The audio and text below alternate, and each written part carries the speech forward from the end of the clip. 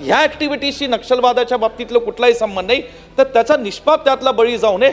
पण मदत 5-10 वर्षापूर्वी, 15 वर्षापूर्वी, 25 वर्षापूर्वी केली म्हणून त्याच्यावर आज करावी होऊ शकते का? आता ज्या अनरेजिस्टर्ड ऑर्गनायझेशन आहेत त्याची व्याख्या अजून स्पष्ट नाही, कारण आपण पाहतो की जेव्हा कुठला सण असतो की मंडळ निर्माण होतात आणि सण झाले की पुन्हा मंडळ विसर्जित होतात.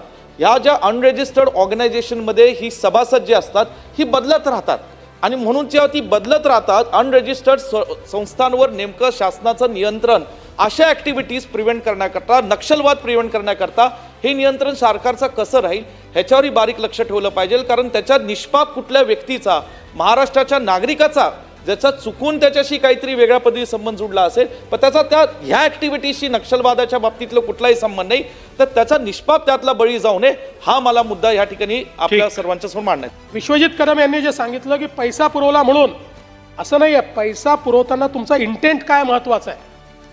मला माहितीच नाही, एखादी संस्था गोंडस नावाने चाललेली आहे आणि म्हणून ते माझ्याकडे आले, मला नाटक करायचं म्हणून माझ्याकडनं पैसा घेतला, याच्यावर माझ्यावर कारवाई होत नाही.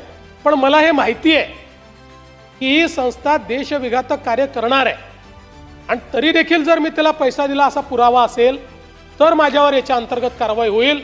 सहज कोणी कोणाला पैसे दिले म्हणून या ठिकाणी कारवाई होणार नाही, हे देखील मला निश्चितपणे लक्षात आणून द्यायचं आहे.